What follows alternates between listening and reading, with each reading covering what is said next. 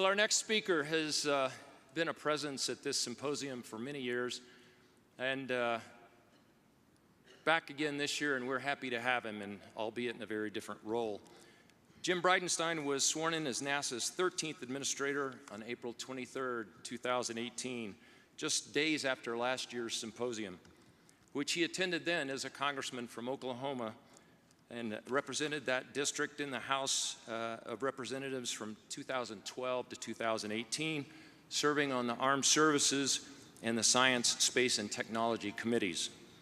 Mr. Bridenstine spoke in these roles at the 32nd and 33rd Space Symposiums.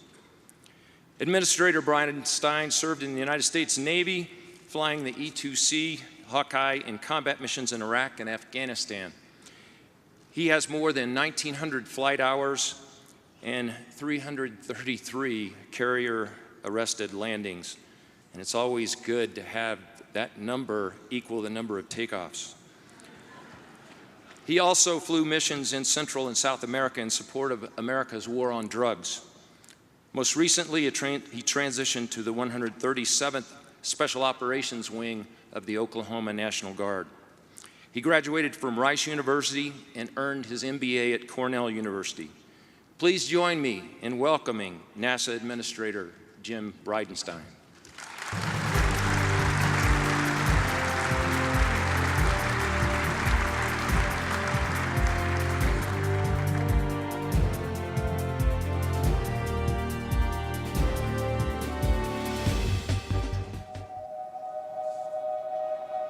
Ignition sequence start. All engines are running. We have taken tremendous steps. We choose to go to the moon before this decade is out. We have achieved the earth-shaking, the breathtaking, the groundbreaking, One small step for man, and left a mark in the heavens. Our successes build one upon another and amplify what is possible. The dawn of Orion. It's time we take the next great leap. We're building the next chapter of American exploration, returning to the moon to stay, so we can go beyond to Mars, to expand what's possible and further our understanding. The architecture for these missions is already taking shape. We will go with new systems, bold designs, and a sustainable mission. You can hear it, taste it, touch it. We are going. We are training, testing, pressing our pioneering spirit into every component, defining our resolve with every line of code, and securing our success with every welcomed partnership. This is not hypothetical. This is not about flags and footprints. This is about sustainable science and feeding forward the advance of the human spirit. Because we are the pioneers, the star sailors, the thinkers, the visionaries, the doers. And because we stand on the shoulders of giants to go farther than humanity has ever been, we will add our names to the rolls of the greatest adventurers in history. Every day, every mission, we advance this calling. We are NASA. And after 60 years, we're just getting started.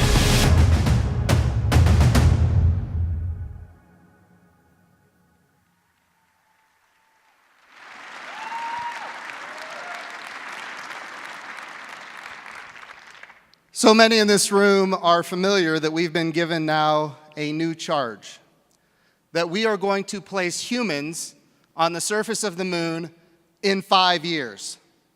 That deserves a round of applause, by the way. By direction of the President of the United States, the Vice President gave a speech at the National Space Council that I think was one of the most historic speeches in space history. He said, "The next American man and the first woman ever will be Americans on the surface of the moon within 5 years." The first woman will be an American on the surface of the moon in 5 years. That is an extreme declaration and a charge that we are going to live up to at NASA. Yes. So in a few short weeks, I'm going to be in a town in western Oklahoma called Weatherford. This is a town where General Tom Stafford was born and raised. It's a town where there is a very impressive museum dedicated to the Apollo program. And General Tom Stafford has invited me to really go out to that museum and celebrate the Apollo 10 mission. And I want to anchor for a second on what Apollo 10 was, and about this gentleman, Tom Stafford, who we're going to celebrate today with a Lifetime Achievement Award. Tom Stafford was with a great crew. It included Gene Cernan and John Young, and they launched to the moon on Apollo 10 for the first time to actually do, we would call it a dress rehearsal for the Apollo 11 mission. So they didn't land on the moon, but they went down to within about 8 kilometers of the surface of the moon. It was the first time that we had somebody flying solo in orbit around the moon.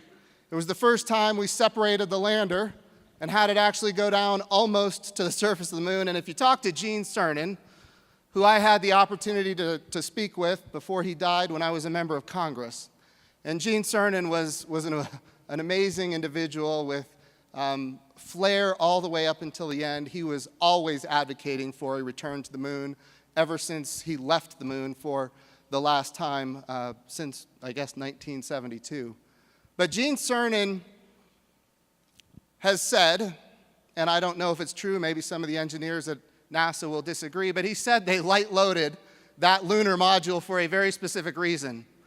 They were afraid that Tom Stafford and Gene Cernan would actually land on the surface of the moon if it had enough fuel to, no kidding, go to the surface and come back off. Now, the engineers will say, well, we wanted to make sure we replicated the right amount of fuel had they landed and taken off, that they'd have the right amount of fuel when they docked to the command and service module. That's what the engineers will tell you. What they will tell you, what I would say Gene Cernan will tell you, is that ultimately they didn't want them to land on the surface of the moon, and knowing Gene Cernan, they believed that might be in the realm of possibility. So they went down to about 8 kilometers off the surface of the moon, and then they separated from the descent module. They went down to that point where the descent module would ultimately begin a powered descent to the surface, and at that point they aborted. There was maybe a mistake made, and that abort ultimately got replicated by maybe 2 different people in that lunar module. And because of that, the abort actually got disengaged. And the lunar module started rolling. And Gene Cernan would say that he saw the horizon of the moon 8 times, and if it would have gone on for just a few more seconds, we would have lost that crew as it would have impacted the surface of the moon.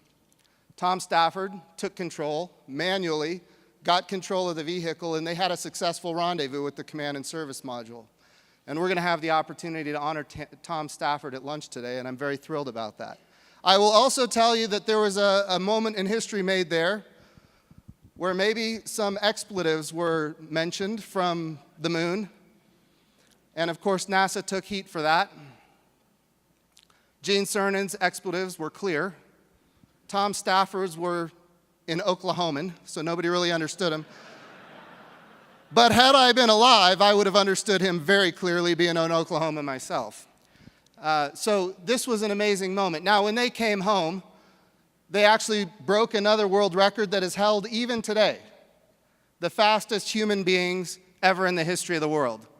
39,900 kilometers per hour. What an amazing achievement. Now, I will tell you, 39,900 kilometers, I guess, Tom Stafford, I guess you couldn't put together an extra 100 kilometers per hour. I mean, 40,000 would have been a nice achievement. Had Gene Cernan been the commander, maybe that would have been done. I kid Tom Stafford. He's a fellow Oklahoman. I can do this. So I will tell you there was another record made at that time. That record was they became the furthest astronauts, the people who have gone the furthest from home ever. And that record still stands today. Why are these achievements important? They're important because it brought us to that day that we're going to be celebrating here in a couple of months, where we had astronauts landing on the surface of the moon. And I will tell you, as the NASA administrator, everybody who is old enough remembers exactly where they were when Neil Armstrong and Buzz Aldrin landed on the surface of the moon. That moment is emblazoned in people's minds like nothing in history. And I can tell you this as well. I've heard General Hyten give talks about those moments. He followed the space program with great enthusiasm, and because of that, he is now, of course, a critical capability for our country. The question we have to answer is this. In the last 50 years, how many General Hytens have we missed out on because we haven't continued to do these very stunning achievements? That's what NASA is all about.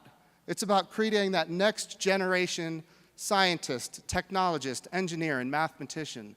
It's about putting America in the lead when it comes to these astonishing achievements. Now, I was not alive when these events took place. I'm the first NASA administrator in history that wasn't alive when these events took place. I will tell you what my memories are. And my generation, this generation, we have memories ourselves. I remember in 5th grade, Mrs. Powers walking into language arts class with tears rolling down her face.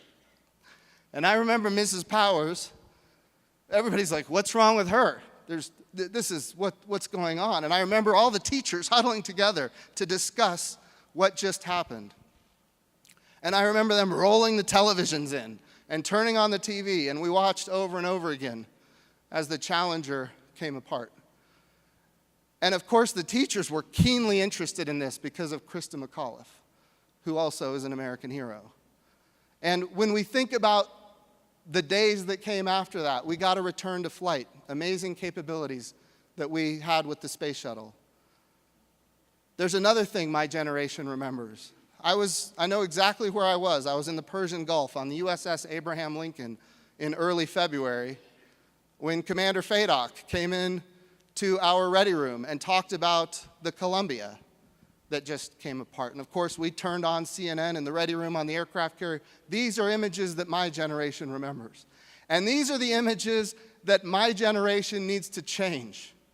We need to go back to the moon. We need to do those stunning achievements. We need to have people emblazon in their minds those moments of history that are of greatness and not of tragedy. And that's what NASA intends to do. And that's why this moment that was announced by the Vice President of the National Space Council is so important. We have a once-in-a-lifetime opportunity to accelerate our return to the moon. You don't know how many times as a NASA administrator I've heard people say, is this Lucy and the football again? We've had the vision for space exploration. We've had the Space Exploration Initiative. And in each of these cases, the timelines were sufficiently long that political winds changed and ultimately the programs got canceled. Well, friends, now we have an opportunity to accelerate it. And this reduces the risk of the Lucy and the football moment. So people have asked me, okay, Jim, what's the plan? How are we going to do this? Well, know this. Nothing has changed from Space Policy Directive 1. In February of last year, the President signed Space Policy Directive 1. The direction was to go to the moon, a lunar return. But it was different than anything we've ever done before. This is not the recreation of Apollo. This is a sustainable return to the moon, where we can go back and forth to the moon with landers and rovers and robots and humans. We can have access to the entirety of the moon. Anytime we want, anywhere we want, we can get to the surface of the moon. That is the sustainable return to the moon. Jan Werner, who I see quite frequently these days, the head of the European Space Agency, says, don't talk about return to the moon, we're going forward to the moon. And absolutely, I agree with him, we're going forward to the moon. We're going sustainably. We're going with commercial partners, which was in Space Policy Directive 1, and we're going with international partners. We're going to retire risk, prove capability, prove technology. Ultimately, this is a new direction for the United States of America. We're going to utilize the resources of the moon. The hundreds of millions of tons of water ice that were discovered in 2008 and 2009, available for us to use. Life support, water to drink, air to breathe, but also rocket fuel, hydrogen and oxygen. Hundreds of millions of tons on the surface of the moon. We're going to utilize the resources of the moon. We're going to retire risk, and then we're going to go on to Mars. So we had those plans from Space Policy Directive 1. We've been working on those plans since February of last year, and we delivered ultimately a plan to put humans on the surface of the moon in 2028. And of course, the president has said he wants 2024. The vice president has declared that's our policy, and I'll tell you this, NASA is up to achieving it. The question is, and everybody here is interested, how are you going to do that? Well, I'll tell you. All of those elements that were necessary to getting humans to the surface of the moon in 2028, all of those elements still exist. The plan is still the same, but those things that we were going to invest in 2025, 2026, 2027, 2028, we're going to move them up. So the architecture hasn't changed. The plans haven't changed. This is going to require an amendment to the budget request, and we're working on that at NASA right now. So we think about what needs to be done. Well, number one, we need to get EM1 off the ground in 2020. And we are committed to making that happen. Now, that's going to be a test of an uncrewed Orion crew capsule with a European service module around the moon. And we need to make that happen in 2020. And then as soon as possible thereafter, we need to get EM2 off the ground with crew. We need to test all of the life support systems of this vehicle and test the ability of it to operate in orbit around the Earth, do a free return trajectory around the moon, and we need to get EM2 done as soon as possible. And then what's next in the architecture? Well, we need to accelerate or keep moving forward very rapidly as we have been on what we call Gateway. The first elements of Gateway are focused exclusively on getting humans to the surface of the moon. So we need a power and propulsion element. We talk about the Gateway. We talk about a reusable command and service module. We need that power and propulsion element. We need that habitation module. And ultimately, that's going to be our reusable command and service module to get humans to the surface of the moon as soon as possible. And we need to focus like a laser right now on ultimately a transfer vehicle to get to low lunar, a descent module, and an ascent module. We have done a BAA earlier for the transfer vehicle and the descent module, and as of yesterday, in a matter of 7 days, I heard the Secretary of the Air Force talking about acquisition reform. We got a BAA out. We have a synopsis out for a BAA. We got it out in 7 days. And I will tell you, we could have had it out in 4 days, but I put the brakes on it because I wanted to make sure we were in heading the right direction as it relates to my bosses, and we were. So that is out on the street as of yesterday. We're going to have a commercial partnership, a public-private partnership for an ascent module, for the transfer vehicle, and the descent module, all of those elements that get humans to the surface of the moon in 2024. And this agency, NASA, on exceptionally fast to get those out on the street. And I know there's a lot of people here that are thinking, oh my, I got to get back to work so I can respond to these things. And we want you to do that. So get to work. Just not while I'm speaking.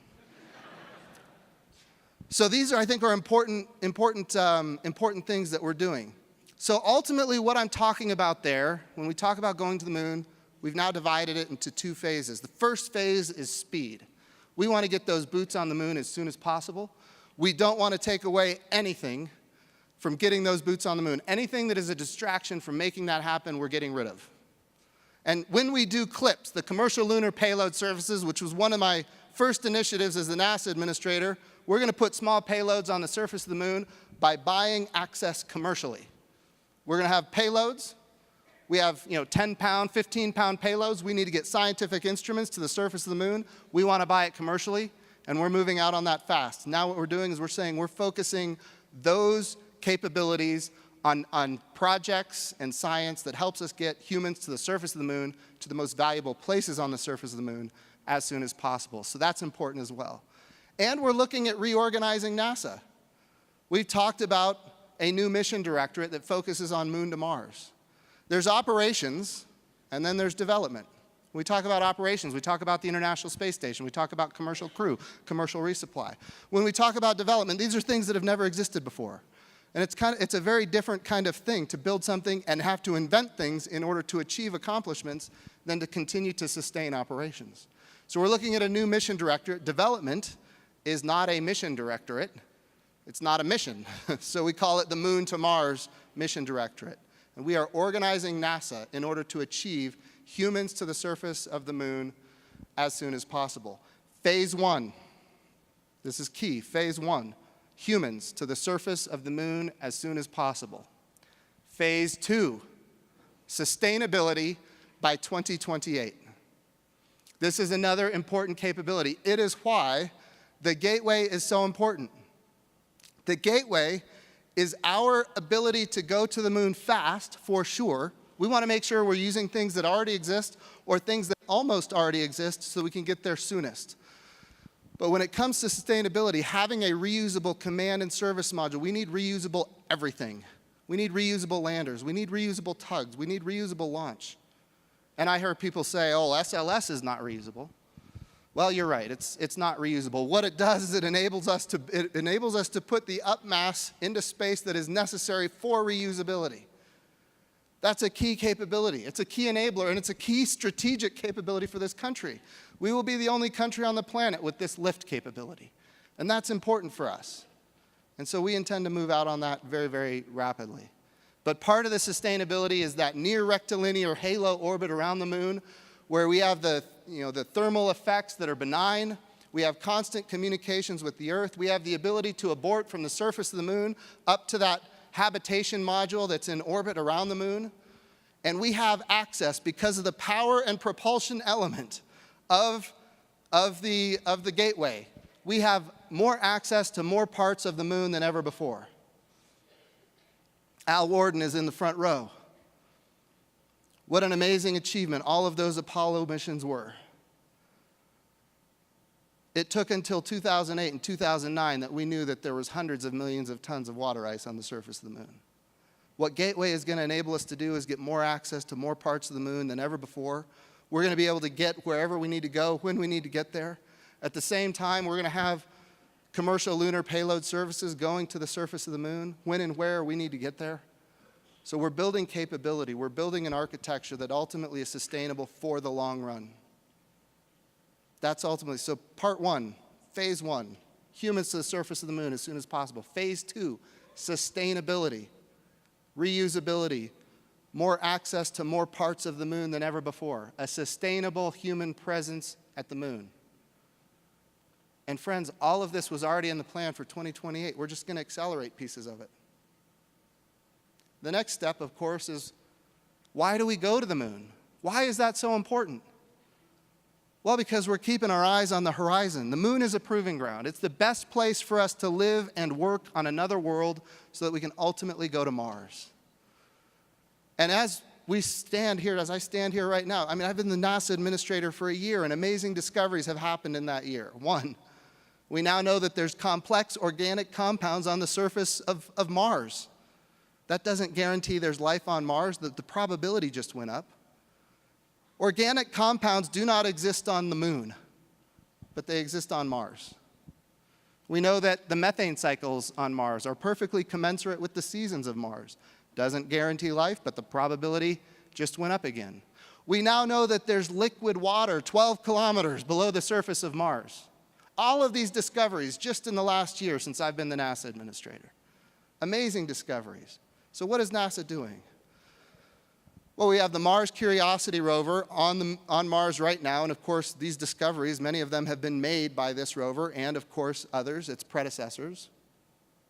And we're focused right now on achieving a Mars 2020 landing. I know John Culberson is here. He shook my hand just a few minutes ago. We are putting a helicopter on the Mars 2020 lander because of John Culberson. I don't know where is John Culberson, if he'll stand up. For the first time, we're going to send a helicopter to another world. That's congressional leadership, and I just want to make sure I thank him. I don't know if he's here. He might have heard that Bridenstine was talking, so he's getting out of Dodge.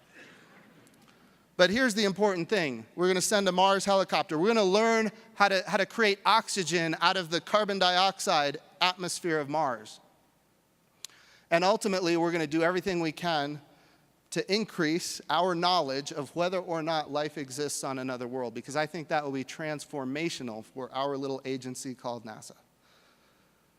But Mars 2020 is just the beginning. It's going to cache samples, and we are focused, in this budget request, we're focused on getting those samples home.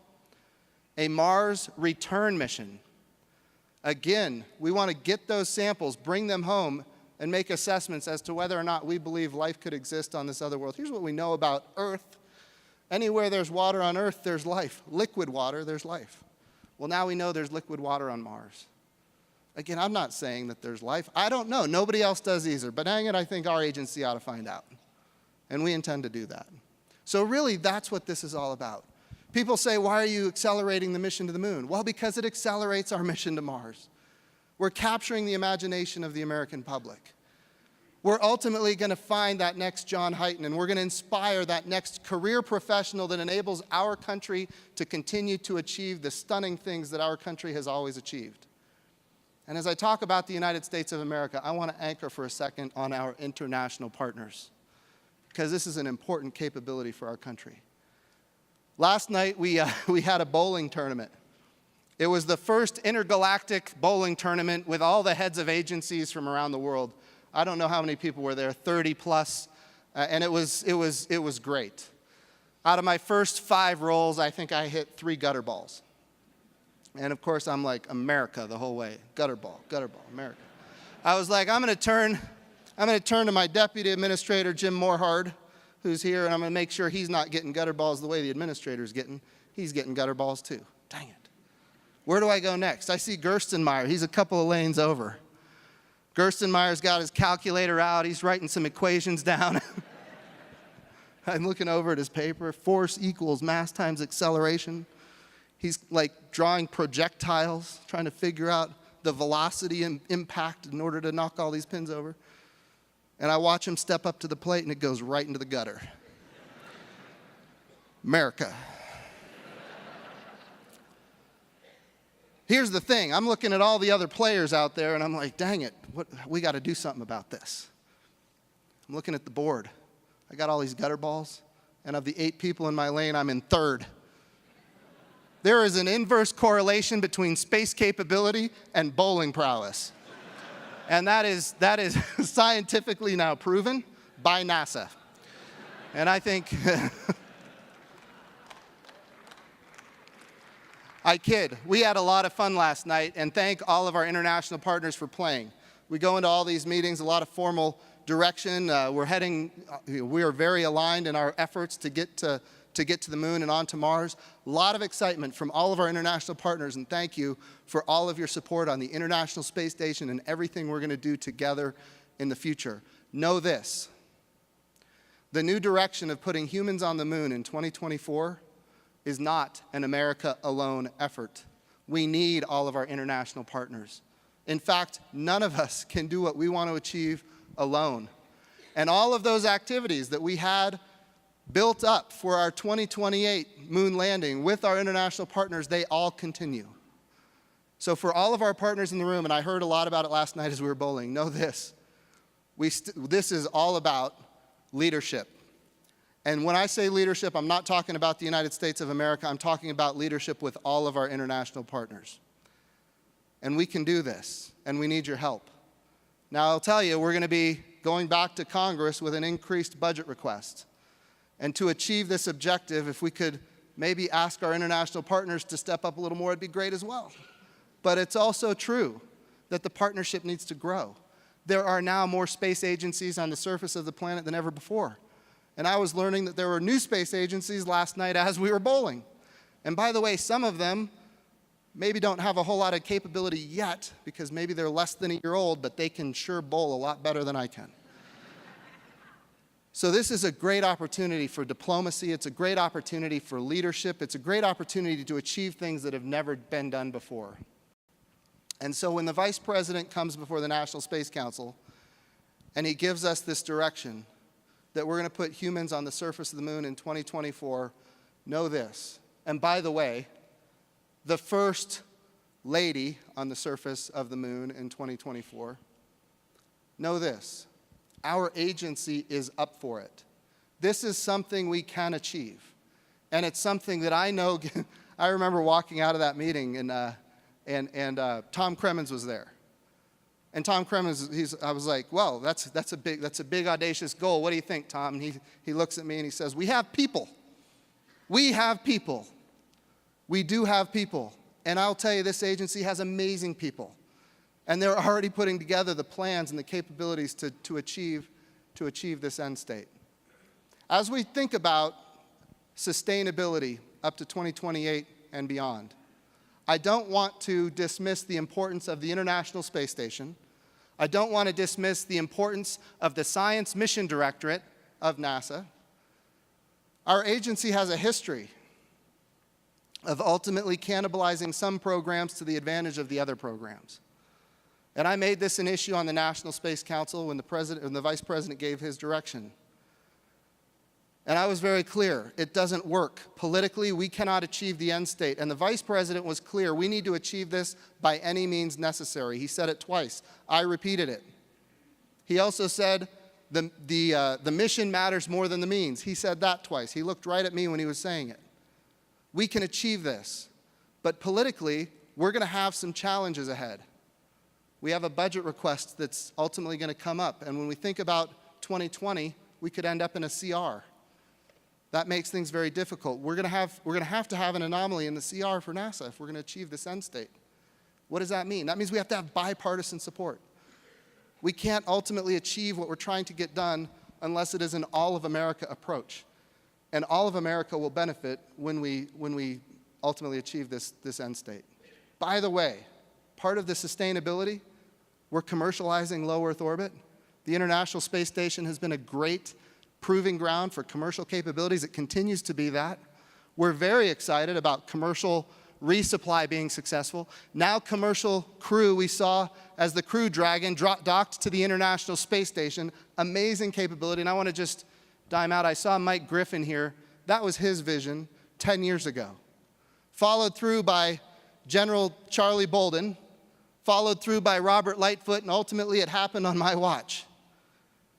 That's the kind of long-term effort that ultimately NASA needs, and why we can't get cast to and fro by the political whims of the day, and why we need strong bipartisan support, and we need to work to not cannibalize one part of the agency for another part of the agency as we're achieving these end states. So know this, NASA is committed. NASA has the people to achieve it, and when it is accomplished, it will be an all of the United States accomplishment. And I am so grateful for all that we're about to do at this little agency we call NASA. Thank you so much.